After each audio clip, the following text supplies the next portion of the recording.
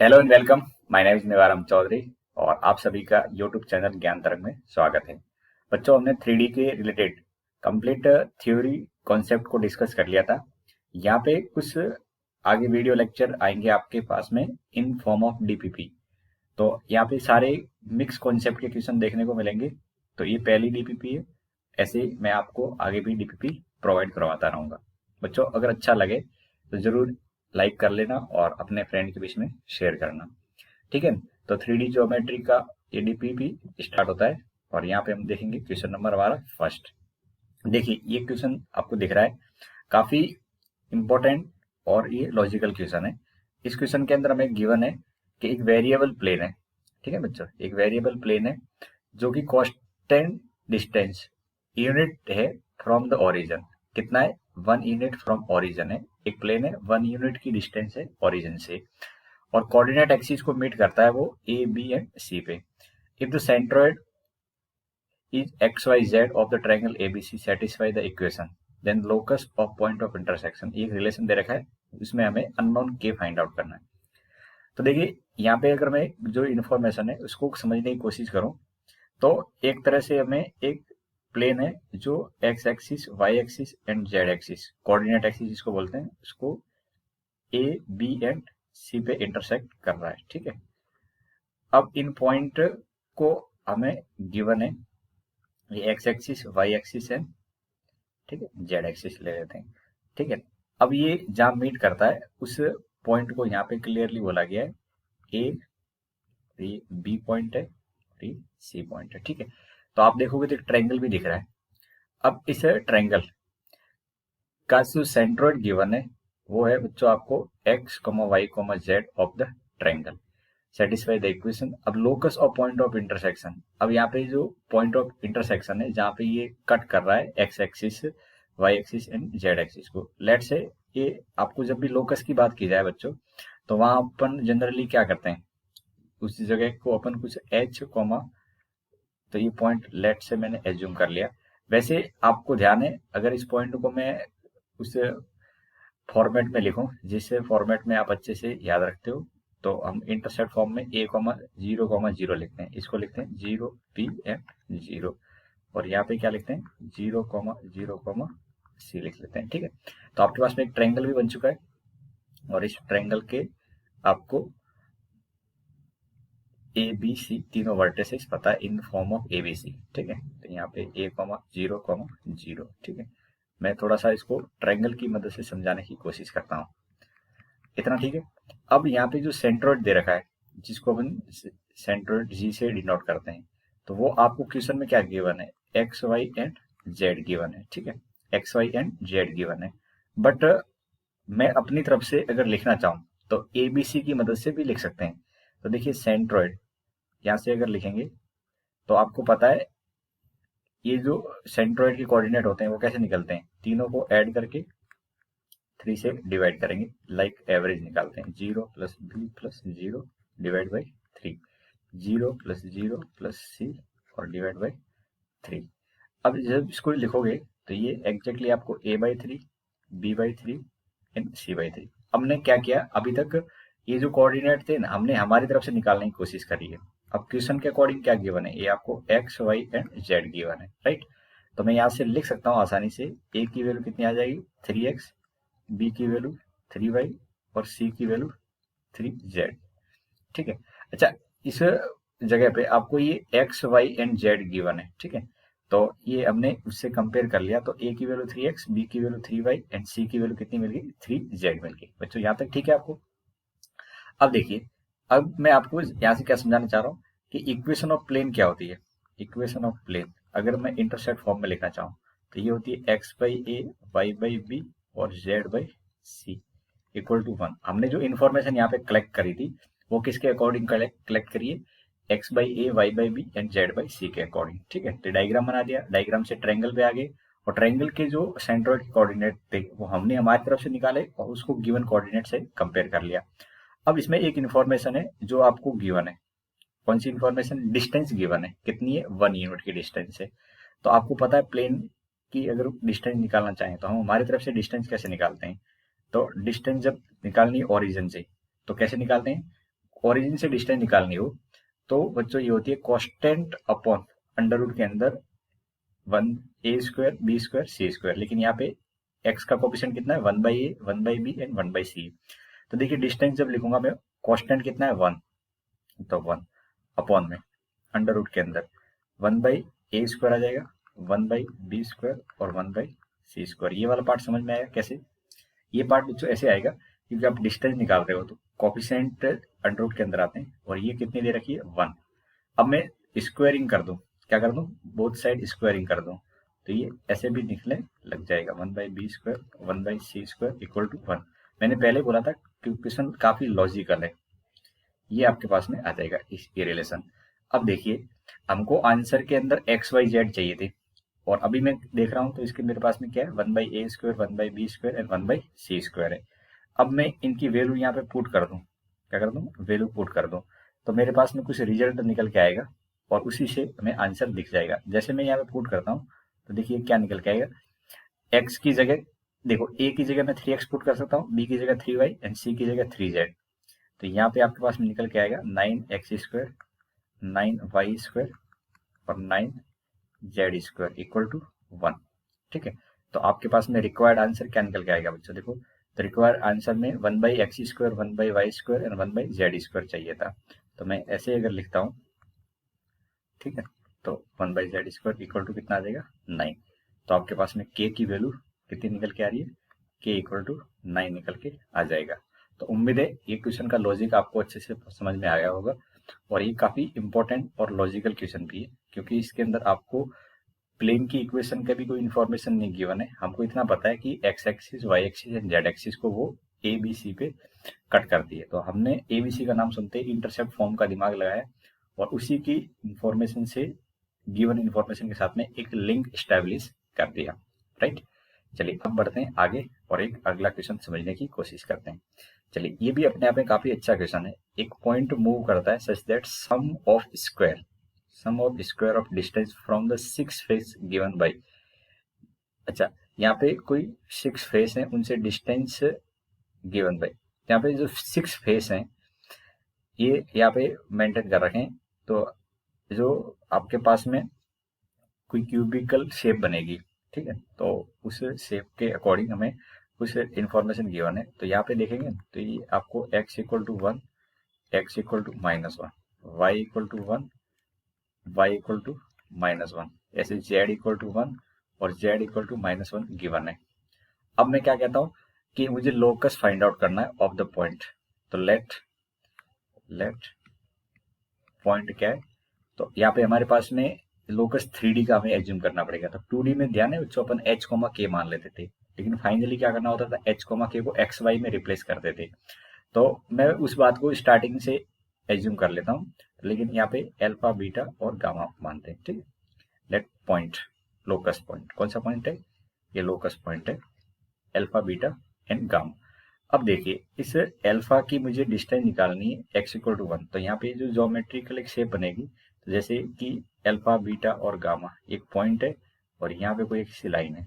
ठीक है, कौन सी लाइन है समझने की कोशिश करना, x इक्वल टू 1 लाइन है। तो यहाँ से मुझे डिस्टेंस निकालनी है, तो इस जगह पे आप देखोगे तो सामने वाला पॉइंट यहाँ पे, तो इसके कोऑर्डिनेट क्या होंगे पता है, x की वैल्यू 1 रहेगी, बीटा की जगह बीटा रहेगा, गामा की जगह गामा रहेगा। तो इस पॉइंट की x इक्वल टू 1 से डिस्टेंस कितनी आ जाएगी बताओ, ये जो डिस्टेंस निकालोगे ये कितनी आ जाएगी, अल्फा -1 आएगी। कितनी आएगी डिस्टेंस, अल्फा -1। ये पॉइंट आपको समझ में आ रहा है, x इक्वल टू 1 एक लाइन है, इस लाइन के ऊपर सब जगह x की वैल्यू 1 होगी, लेकिन y की वैल्यू और z की वैल्यू बदलती रहेगी। मैं डिस्टेंस निकालना चाह रहा हूँ अल्फा बीटा गामा से, और डिस्टेंस कौन सी निकालेंगे अपन, परपेंडिकुलर डिस्टेंस निकालते हैं। तो जस्ट इसके सामने मैं परपेंडिकुलर ड्रॉप करूंगा, तो इस जगह के कोऑर्डिनेट क्या आएंगे, ये थोड़ा सा समझने वाला पार्ट ही, अगर इस बात को समझ जाओगे तो आपको बाकी पार्ट इजी से लिखने में आ जाएंगे।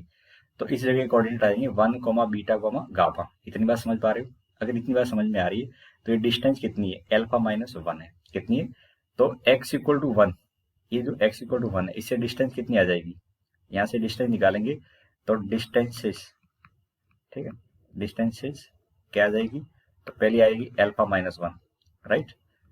अगर इससे निकालेंगे तो कितनी आ जाएगी, अब यहाँ पे x इक्वल टू -1 है तो डिस्टेंस हो जाएगी अल्फा +1, राइट। फिर आगे जाएंगे तो y इक्वल टू 1 से डिस्टेंस निकालेंगे। तो देखिए y इक्वल टू 1 जो लाइन होगी, इस लाइन के ऊपर जो पॉइंट होगा उसके कोऑर्डिनेट क्या होंगे, आप डिस्टेंस निकाल रहे हो अल्फा बीटा एंड गामा से। तो यहाँ से मैं परपेंडिकुलर ड्रॉ करूंगा y इक्वल टू 1 पे।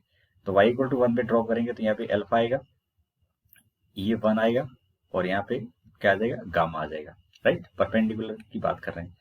तो ये डिस्टेंस जो निकल के आएगी y के साथ में, ये आएगी बच्चों आपकी beta -1 and beta +1। Similarly gamma के साथ लिखेंगे तो गामा -1 एंड गामा +1। इतनी बात समझ में आ गई। ये जो डिस्टेंसेस बोली है, एक पॉइंट मूव कर रहा है, उनकी 6 फेज से जो डिस्टेंसेस लिखी है, डिस्टेंसेस फ्रॉम 6 फेज, ठीक है। तो ये सबसे इंपॉर्टेंट पॉइंट था। अगर ये पॉइंट आपको समझ में आ गया हो तो मुझे क्या करना है, सम करना है और उनकी स्क्वायर वैल्यू का, सम ऑफ स्क्वायर। तो आप देखिए यहाँ पे लिखेंगे सम ऑफ स्क्वायर्स। तो सम ऑफ स्क्वायर्स की वैल्यू हमको कितनी दे रखी है, 10 गिवन है, ठीक है। Sum of square is equal to 10। तो हम हमारी तरफ से सम ऑफ स्क्वायर करेंगे तो अल्फा -1 का स्क्वायर, अल्फा +1 का स्क्वायर, बीटा -1 का स्क्वायर और बीटा +1 का स्क्वायर। सिमिलरली गामा -1 का स्क्वायर, गामा -1 का स्क्वायर और गामा +1 का स्क्वायर इक्वल टू 10। अब आप जब इसको सिंप्लीफाई करोगे तो अल्फा स्क्वायर देखो देखो कितनी जगह आ रहा है, 2 जगह आ रहा है, तो 2 अल्फा स्क्वायर, ऐसे बीटा स्क्वायर 2 जगह आएगा और गामा स्क्वायर भी 2 जगह आएगा। यहाँ से माइनस का 2 अल्फा आएगा, इधर से प्लस का 2 अल्फा आएगा, जो कैंसिल आउट हो जाएंगे। तो कांस्टेंट वैल्यू बचेगी, कितनी बचेगी, 1 + 1। ये जितने टर्म है इतनी 1 बच जाएगी, तो 6 बच जाएगा इक्वल टू 10 है, ठीक है। तो यहाँ से अल्फा स्क्वायर, बीटा स्क्वायर और गामा स्क्वायर की वैल्यू कितनी आएगी, 2 आ जाएगी। कैलकुलेशन करेंगे। अब फाइनली हमको लोकस के क्या करना पड़ता है, फॉर लोकस। तो लोकस के लिए आपको क्या करना है, अल्फा की जगह x रख लेना है, बीटा की जगह y और गामा की जगह z रख लेना है। तो ये क्या बन जाएगा, तो ये आसानी से आप लिखोगे तो ये x² + y² + z² equal to 2 निकल के आ जाएगा, राइट। तो अगर आपको डिस्टेंस का आइडिया है, ठीक है, अगर किसी लाइन से डिस्टेंस निकालते हैं और कोई पॉइंट की किसी लाइन से डिस्टेंस निकालते हैं तो हम क्या करते हैं, उस लाइन के ऊपर एक पॉइंट एज्यूम करते हैं परपेंडिकुलरली डाउन साइड में।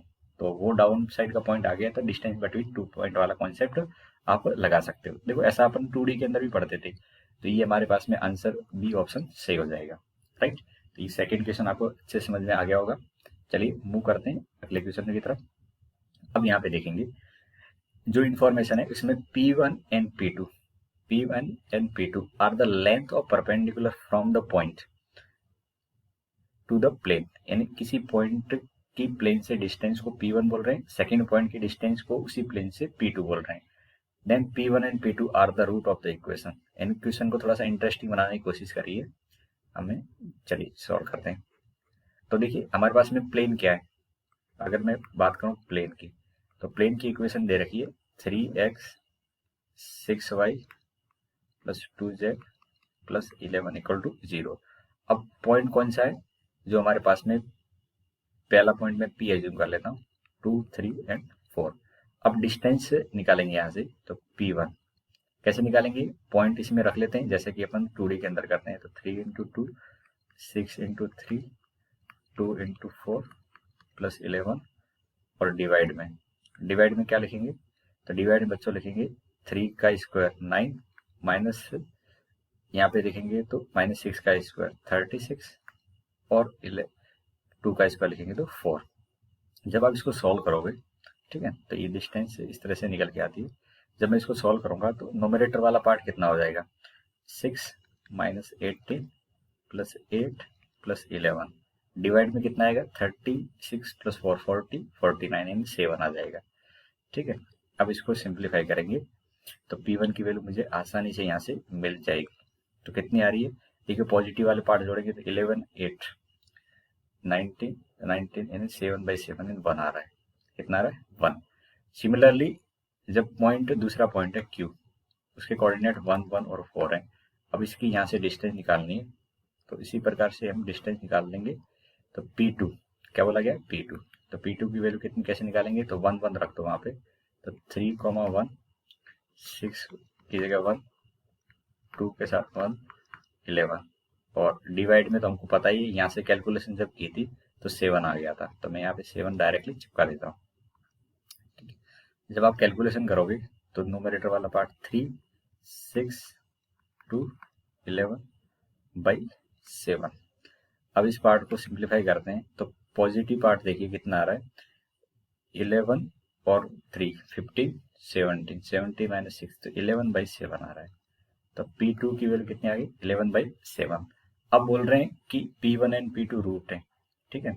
तो इक्वेशन क्या होनी चाहिए, ठीक है, तो इक्वेशन हो जाएगी x² minus X, P1 P2 are the root of the equation. अच्छा ये इक्वेशन P के फॉर्म में दे रखी है, तो ठीक है, तो P1 P2 इसके रूट है, तो हम इसको इक्वेशन लिखेंगे तो क्या लिखेंगे, P² P, और यहाँ पे दोनों का समेशन हो जाएगा P1 plus P2, right, plus, और यहाँ पे क्या होगा, कांस्टेंट में P1 into P2 equal to 0। अब देखिए यहाँ से इक्वेशन बनाएंगे तो P² माइनस P, दोनों का एडिशन करेंगे तो 1 प्लस 11/7 प्लस 11/7 इक्वल टू 0। इसको फर्दर सिंप्लीफाई करेंगे तो 7P² एलसीएम ले रहा हूँ मैं, 7P² ये 18P प्लस 11 इक्वल टू 0। अब देखो कंपेयर कर लेते हैं, क्या करते हैं, कंपेयर। तो आप कंपेयर किससे करोगे, जो आपको इक्वेशन गिवन है 7P² minus AP plus B equal to 0। तो आपके पास में कंपेरिजन से पता लग जाएगा A की वैल्यू कितनी है 18 और B की वैल्यू कितनी है 11, ठीक है, इतना पार्ट समझ में आ गया। अब तो मुझे क्या करना है, केवल इसमें तो आंसर सिंप्लीफाई कर लेना है। तो बताओ A माइनस बी कितना हो जाएगा, तो A इंटीजर टाइप क्वेश्चन बनाए तो A माइनस बी लिखेंगे तो 18 माइनस 11 7 आ जाएगा, कितना आ जाएगा, 7 आंसर आ जाएगा इस क्वेश्चन का। तो आपको पता है जेईई मेंस के अंदर इंटीजर के टाइप के क्वेश्चन आते हैं, तो उन क्वेश्चन को सॉल्व करने के लिए हमको ये इंटीजर अप्रोच भी पता होना चाहिए, ठीक है। तो ये क्वेश्चन भी अच्छे से हमने कंप्लीट कर लिया। बढ़ते हैं नेक्स्ट क्वेश्चन की तरफ और इस क्वेश्चन को देखने की कोशिश करते हैं। तो ये आपका IIT 2013 का क्वेश्चन है, काफी अच्छा क्वेश्चन था लॉजिकली। तो इस क्वेश्चन के अंदर देखिए यहाँ पे perpendicular drawn from the point on the line to the plane, यानी इस लाइन के ऊपर किसी पॉइंट से परपेंडिकुलर ड्रॉ कर रहे हैं किसी प्लेन के ऊपर।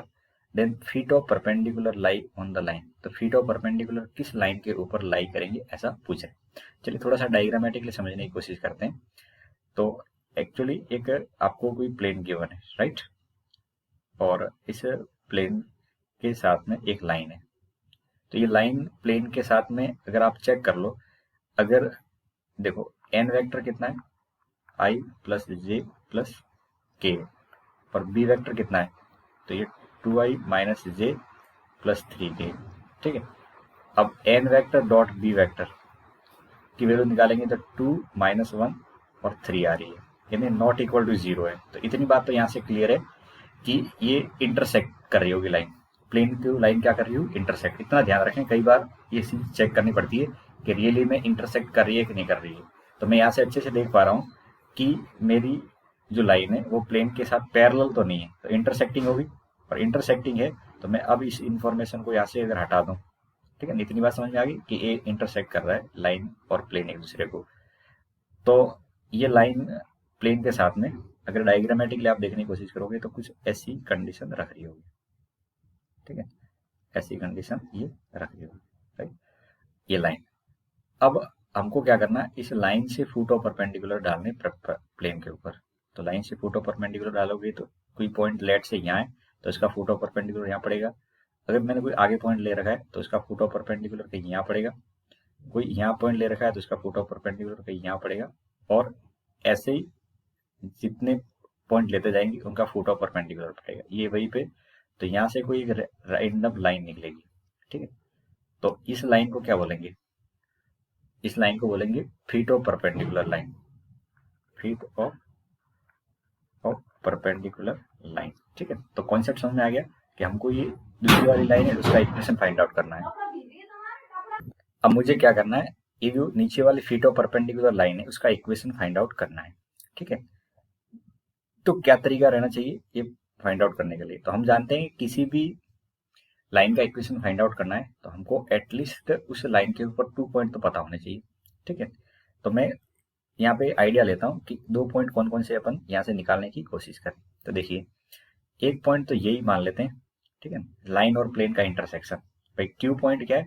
लाइन और प्लेन का इंटरसेक्शन। और आप खुद जानते हो हम कि लाइन और प्लेन का इंटरसेक्शन आसानी से निकाल सकते हैं। और क्या करता हूँ मैं, यहाँ पे कोई एक पॉइंट और निकाल लेता हूँ, एक पॉइंट और निकाल लेता हूँ, ठीक है, इसका नाम मैंने आर दे दिया। ये एक पॉइंट पूरा परपेंडिकुलर निकाल लेता हूँ।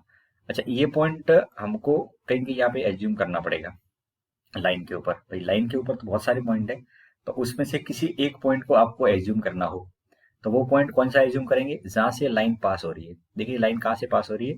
ये लाइन पास हो रही है -2, -1 एंड 0 से पास हो रही है। इतनी बात समझ में आ रही है? भाई इस लाइन के ऊपर बहुत सारे पॉइंट है, तो मैं एक पॉइंट यहाँ से लेना चाहूंगा, तो कौन सा पॉइंट लूंगा? जहां से लाइन पास हो रही है उसी पॉइंट को ले लेते हैं। अब इस पॉइंट का फुट परपेंडिकुलर निकालेंगे, तो आपको आर पॉइंट मिल जाएगा। और क्यू पॉइंट कैसे मिलेगा? लाइन एंड प्लेन के इंटरसेक्शन से मिलेगा। इन दोनों के इंटरसेक्शन से मैं निकालना चाहूंगा। तो मुझे अप्रोच समझ में आ गया है कि अब मुझे आगे कैलकुलेशन कैसे करनी है। तो पहले मैं क्या करूंगा, फॉर आर, यानी आर की वैल्यू निकालेंगे। आर क्या है बच्चों? यहाँ पे पी पॉइंट का फुट ऑफ परपेंडिकुलर है। पी पॉइंट क्या है? जहां से लाइन पास हो रही है। तो हमको पता है किसी पॉइंट का प्लेन के अंदर फुट ऑफ परपेंडिकुलर निकालना हो तो कैसे निकालते हैं? तो x+2, यानी इस पॉइंट का इस लाइन प्लेन के ऊपर फुट ऑफ परपेंडिकुलर निकालना है। तो कैसे निकालेंगे? x+2/1, y+1/1, z-0/1 is equal to minus.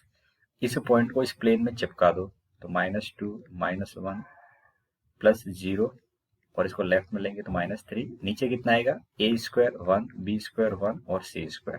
इतना ठीक है? ये वाला पार्ट आपको समझ में आ गया। अब इसे पार्ट को थोड़ा सा आगे बढ़ाते हैं, तो x+2, y+1 और z इज इक्वल टू, ये वाली कैलकुलेशन आप देखोगे तो कितना हो रहा है? नोमरेटर में -6 हो रहा है, नीचे 3 है, तो -2 आ जाएगा और माइनस आगे थे +2 हो जाएगा।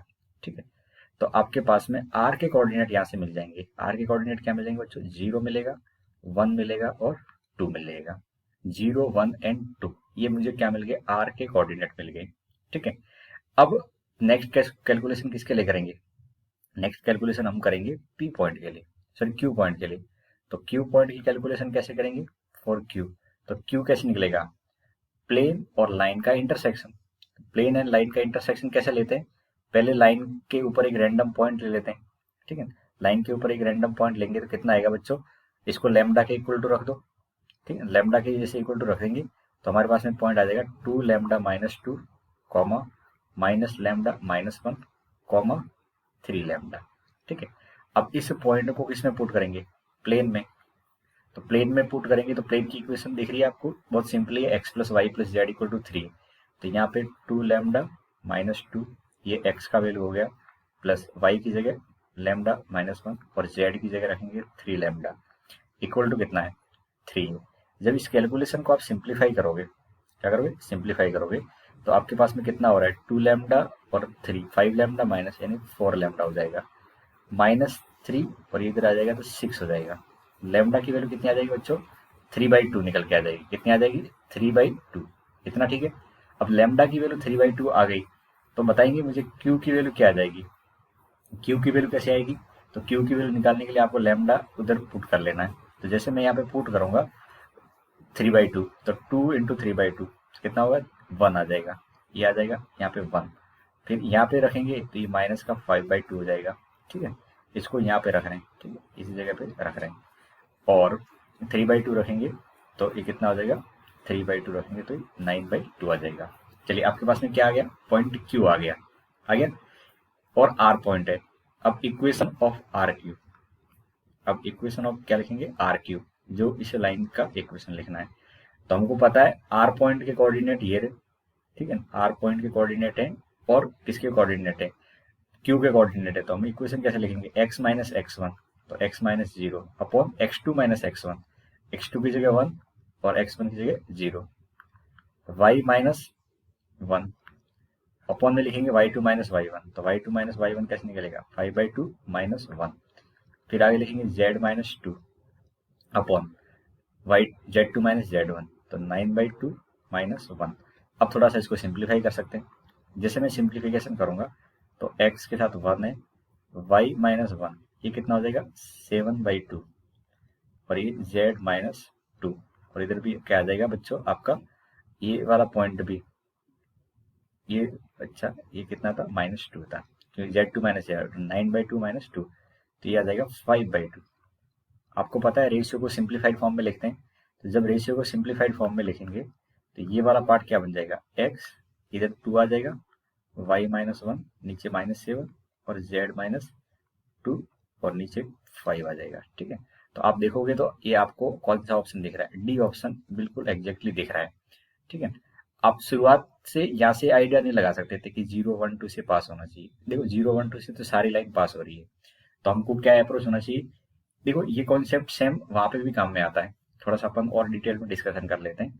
कभी ऐसा बोलेंगे कि गिवन लाइन का किसी प्लेन के अंदर इमेज फाइंड आउट करो, क्या पूछेंगे आपको किसी पॉइंट का प्लेन में इमेज निकालना आता है, ऐसे किसी लाइन का प्लेन के अंदर इमेज पूछ सकते हैं।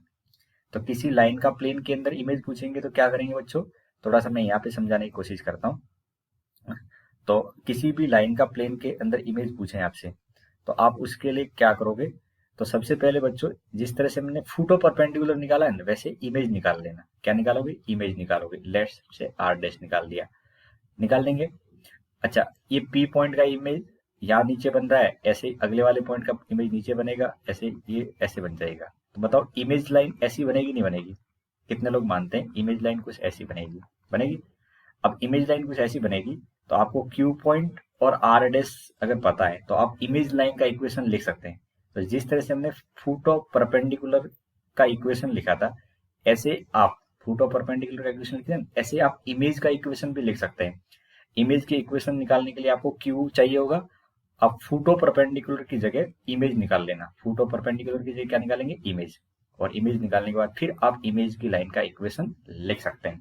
तो उम्मीद है जो मैंने बात आपको समझाने की कोशिश की है वो अच्छे से अंडरस्टैंड हो गई होगी कि हम और क्या क्या इस इंफॉर्मेशन पे फाइंड आउट कर सकते हैं। राइट, चलिए अब बढ़ते हैं आगे और क्वेश्चन नंबर 5। देखो मेरी बात आप सुन ली और ये इमेज आपसे निकलवा रहे हैं, क्या निकलवा रहे हैं, image of the line in the plane. तो आपका अप्रोच बिल्कुल, अब मैंने आपको कॉन्सेप्ट तो समझा ही दिया है, तो आप क्या करोगे, ये प्लेन है। अच्छा एक चीज हमेशा ध्यान रखना बच्चों, आपको ये पता होना चाहिए कि लाइन और प्लेन इंटरसेक्ट कर रहे हैं नहीं कर रहे हैं। अगर इंटरसेक्ट कर रहे हैं तो N vector dot B vector हमेशा नॉन जीरो आएगा। अगर लाइन एंड प्लेन इंटरसेक्ट नहीं करते हैं, इंटरसेक्टिंग, ठीक है, if line and plane are intersecting then N vector dot B vector हमेशा क्या आएगा, नॉट इक्वल टू जीरो आएगा। तो चलिए एक बार चेक कर लो, ऐसा भी कई बार होगा कि आपकी लाइन ऊपर चल रही होगी, अगर पैरेलल है प्लेन के, अगर कोई लाइन प्लेन के पैरेलल है तो उसमें इमेज भी उसकी जिस नीचे बनेगी पैरेलल लाइन की। तो दो टाइप इक्वेशन हो सकते हैं, इंटरसेक्टिंग लाइन की इमेज पूछ सकते हैं और पैरेलल लाइन की, किसके, प्लेन के इंटरसेक्टिंग लाइन की इमेज पूछ सकते हैं और प्लेन के पैरेलल लाइन की इमेज पूछ सकते हैं। तो बताओ इसमें बी वेक्टर कितना है, बस जस्ट चेक कर रहे हैं। तो 3i माइनस का 5k, ठीक है, और एन वेक्टर कितना है, तो ये आपका 2i माइनस जे प्लस के है। अब N vector dot B vector निकालेंगे तो कितना आएगा, 6 -1 और -5। देखो कितना है, 6 -1 और -5 आ रहा है, तो कितना आ रहा है, 0 आ रहा है। और अगर ये 0 है तो आपकी प्लेन और लाइन आपस में क्या है, पैरेलल है। और प्लेन और लाइन पैरेलल होने का मतलब क्या होगा कि ये प्लेन और लाइन एक दूसरे को इंटरसेक्ट नहीं करेंगे, और इंटरसेक्ट नहीं करने का मतलब ये लाइन कुछ ऐसे निकलेगी, ठीक है, इसी की जस्ट पैरेलल होगी। ठीक है, ये जो लाइन है और ये प्लेन है, कैसे पहचान करेंगे, देखो भाई प्लेन है और लाइन पैरेलल है तो यहाँ से जो नॉर्मल होगी क्या होगी बच्चों, नॉर्मल होगी। तो नॉर्मल जस्ट क्या कर रही होगी, 90 डिग्री का एंगल बनाएगी नहीं बनाएगी। तो अगर लाइन और प्लेन पैरेलल है तो N vector dot B vector 0 आएगा। तो मुझे यहाँ से अच्छे से पता लग रहा है कि 0 आ रहा है। अब देखिए, अब मुझे इस लाइन की इमेज निकालनी है, ये आपको जो ऊपर दिख रही है पर्पल लाइन, इसकी इमेज निकालनी है। तो इसकी इमेज कैसे बनेगी बच्चों, अगर मैं यहाँ पे आपको इमेज का पिक्चर बना के दिखाऊं तो आप बहुत आसानी से पकड़ सकते हो कि ये इमेज कुछ नीचे रेड लाइन की बना रहा हूं, ठीक है, ये जैसे कुछ ऊपर है तो ऐसे नीचे इमेज बनेगी बिल्कुल इसी के पैरेलल। क्योंकि लाइन और प्लेन, तो ये क्या होगी, इमेज लाइन हो जाएगी। ठीक है, अब इमेज लाइन ऐसी बनेगी, तो आपको ये तो पता है कि जो ऊपर की लाइन है जस्ट उसके पैरेलल इमेज भी बनेगी। अगर लाइन ऊपर जा रही है तो बिल्कुल उसके नीचे गहराई पे इमेज चल रही होगी, क्योंकि प्लेन और लाइन एक दूसरे के पैरेलल है। अब पैरेलल है तो मुझे इमेज निकालते समय इतना तो पता लग गया कि जो मेरे पास में ये जो लाइन है इसकी डायरेक्शन क्या है, इसकी डायरेक्शन या डायरेक्शन रेशियो देखें तो डायरेक्शन रेशियो कितने हैं, 3, 1 एंड -5 है। तो इसके डायरेक्शन रेशियो भी कितने होंगे, इसके डायरेक्शन रेशियो भी कितने होंगे, इतने ही होंगे, 3, 1 एंड -5। तो आप ऑप्शन देख लो, ऑप्शन के अंदर 3, 1 एंड -5 किसके साथ जा रहे हैं। ठीक है, तो आपको अच्छा इसके पैरेलल भी हो सकते हैं, ये ऐसे भी हो सकते हैं उल्टी साइड में। ठीक है, तो कहने का मतलब ये ऑप्शन तो होगा नहीं कैसे भी करके। ठीक है, डी ऑप्शन होगा नहीं, ए बी सी में कोई भी हो सकता है। तो यहाँ पे आपको ऑप्शन चेक करने से काम नहीं चलेगा, आपको एग्जैक्टली निकालना पड़ेगा। देखिए, अब लाइन की इक्वेशन फाइंड आउट करनी है तो हमको एक पॉइंट पता होना चाहिए उस लाइन के ऊपर और उसकी डायरेक्शन पता होनी चाहिए।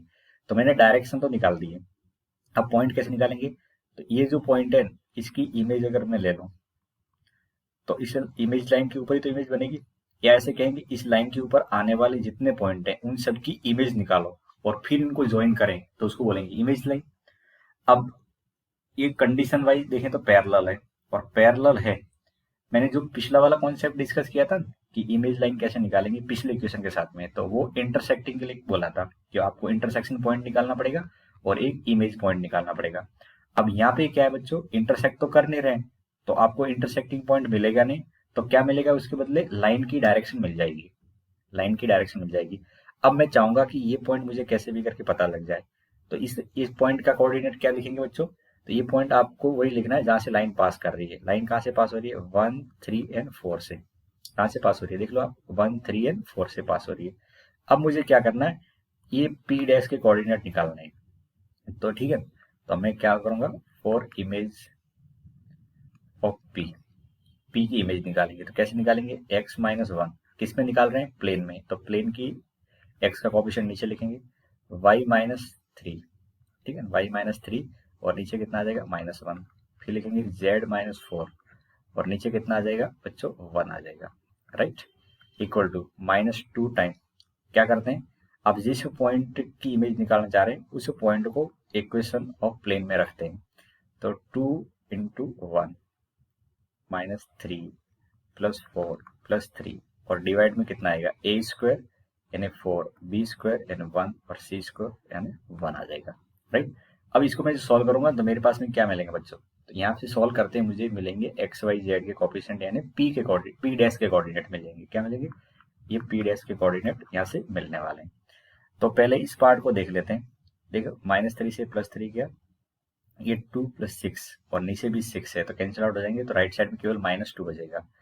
तो x-1/2 equal to -2, y-3 -1 equal to -2 और z-4 equal to 1 equal to -3।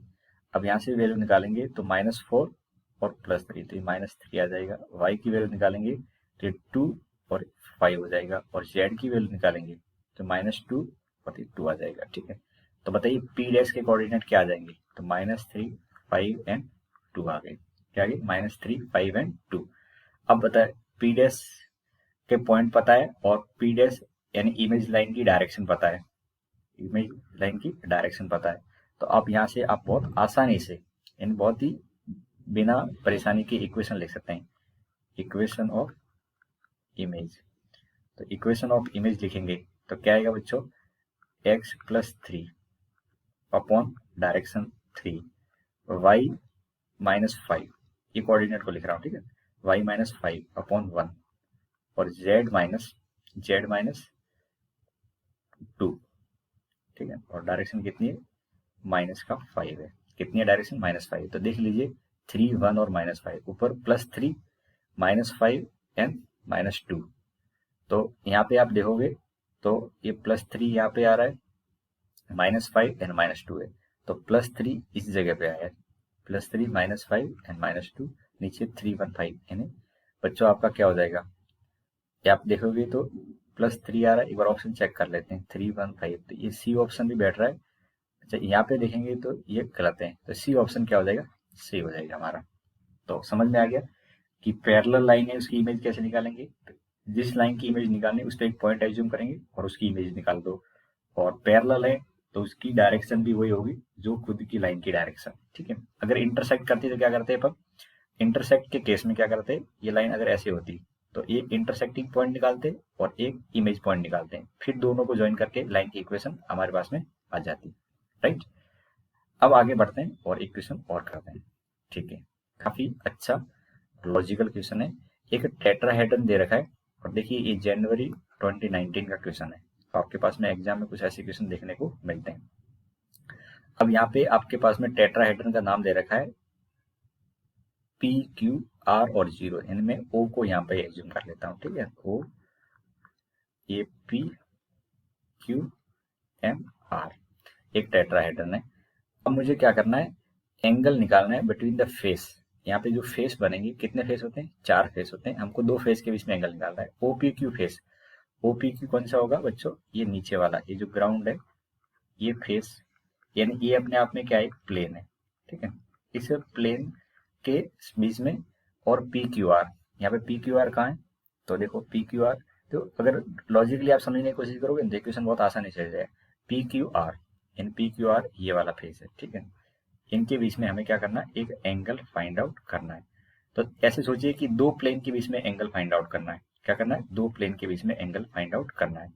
तो देखिए इसकी जो नॉर्मल होगी वो कहीं इस डायरेक्शन में होगी और यहाँ पे कहीं नॉर्मल ऐसे जा रही होगी, और इन दोनों की नॉर्मल के बीच में एंगल निकाल लेते हैं, ठीक है। तो ये मान लेता हूँ मैं N2 और इधर जो डायरेक्शन है, ठीक है, ये ऊपर और ये डायरेक्शन है, ये N1 वेक्टर है, ठीक है। दोनों प्लेन के बीच में एंगल निकालना है तो उनकी नॉर्मल के बीच में एंगल निकालना पड़ेगा।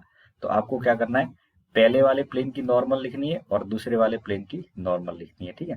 तो आप खुद सोचिए कि ये जो नीचे वाला प्लेन है उसकी नॉर्मल कैसे निकालें। तो किसी भी प्लेन की नॉर्मल निकालनी हो तो ये बात हमने वेक्टर के अंदर थोड़ी सी अंडरस्टैंड की थी कि किसी प्लेन का नॉर्मल निकालना हो तो उसका क्रॉस प्रोडक्ट लेते हैं। क्या करते हैं, क्रॉस प्रोडक्ट लेते हैं उस प्लेन में 2 वेक्टर का। मुझे OPQ का नॉर्मल निकालना है। क्या निकालना है, OPQ का नॉर्मल निकालना है। तो मैं क्या करूंगा, OPNOQ का, OPNOQ का, ठीक है। यहाँ पे थोड़ी सी डायरेक्शन में चेंज कर लेता हूँ, लेट से इसको P मान लिया और इसको Q मान लिया। तो मुझे OPQ का नॉर्मल चाहिए, तो OP वेक्टर क्रॉस OQ करूंगा। तो देखिए यहाँ पे नॉर्मल ऑफ OPQ कैसे निकालेंगे, N1 vector is equal to, तो क्या हो जाएगा आपका OP vector cross OQ vector, right. इतना समझ में आ रहा है आपके पास में। अब OP वेक्टर लिखेंगे तो O तो ओरिजिन है, तो सीधा P को पोजीशन वेक्टर बना दो, तो ये हो जाएगा IJ प्लस A, ठीक है। मैं थोड़ा सा वापिस से इसको प्रॉपर लेता हूँ, तो I plus 2J plus K cross OQ कैसे लिखेंगे, तो Q के को पोजीशन वेक्टर बनाते हैं, 2I plus J plus 3K। अब क्रॉस प्रोडक्ट लेना हो तो क्या करते हैं अपन, डिटरमिनेंट फॉर्म को यूज करते हैं, राइट। तो ये 1 2 1 और 2 1 3, इतना ठीक है। इसकी कैलकुलेशन बस कर लो, आपको N1 वेक्टर मिल जाएगा, ठीक है। तो कैलकुलेशन करेंगे तो 6 माइनस 1 ये 5 हो जाएगा, बस J के साथ लिखेंगे तो कितना आ जाएगा, 3 माइनस 2 1, और K के साथ लिखेंगे तो 1 माइनस 3, ये तो माइनस 3 आ जाएगा। तो ये आपके पास में क्या आ जाएगा, 5I माइनस J माइनस का 3K। N1 वेक्टर समझ में आ गया, किसी को भी दिक्कत N1 वेक्टर समझने में। ऐसे में N2 वेक्टर लिखना चाहूंगा, क्या लिखूंगा, N2। तो N2 वेक्टर किसकी नॉर्मल है, PQR की। तो आप यहाँ पे कैलकुलेशन के लिए PQR की नॉर्मल चाहिए, तो नॉर्मल ऑफ PQR कैसे लिखेंगे, तो बच्चों N2 वेक्टर लिखना है तो PQ क्रॉस PR कर दो। किसी भी प्लेन की नॉर्मल लिखनी है तो उसके 2 साइड का क्रॉस प्रोडक्ट करते हैं, तो PQ vector cross PR vector, ठीक है। अब मैं इसको डिटरमिनेंट के फॉर्म में डायरेक्टली रिप्लेस कर लेता हूँ। चलिए PQ वेक्टर कितना आएगा, मैं ऊपर लिख लेता हूँ बच्चों, ठीक है। PQ वेक्टर देखिए, PQ वेक्टर कैसे लिखते हैं अपन, Q में से P को सब्ट्रैक्ट करते हैं, तो ये क्यू है और उधर पी को सब्ट्रैक्ट करेंगे तो 2 माइनस 1 1, और ये माइनस जे हो जाएगा 1 माइनस 2 माइनस, और इधर से करेंगे तो 2, तो प्लस का 2k, ये पी क्यू वैक्टर आ जाएगा। अब लिखेंगे पी आर वैक्टर, क्या लिखेंगे पी आर वैक्टर, तो आर में से पी को सब्ट्रैक्ट करेंगे तो -1 और माइनस का 2i, फिर 1 माइनस तो माइनस का जे, पी आर कर रहा हूँ, ठीक है 1 माइनस 2 और ये 2, तो ये प्लस का के कैप आ जाएगा। अब इनका क्रॉस प्रोडक्ट करना है, तो क्रॉस प्रोडक्ट के लिए आप डिटर्मिनेंट के अंदर क्या भरेंगे, तो डिटर्मिनेंट के अंदर भर जाएंगे 1 1 -1 एंड 2, और यहाँ पे आ जाएगा -2 -1 एंड 1। अब इसकी कैलकुलेशन को थोड़ा सा सिंप्लीफाई कर लेते हैं, तो आई के साथ कितना आ जाएगा -1 और माइनस, तो प्लस हो जाएगा 1, जे के साथ लिखेंगे तो कितना हो जाएगा 1 और ये 5 हो जाएगा, और के के साथ लिखेंगे तो के के साथ कितना आ जाएगा -1 और +2, तो 1 आ जाएगा, ठीक है।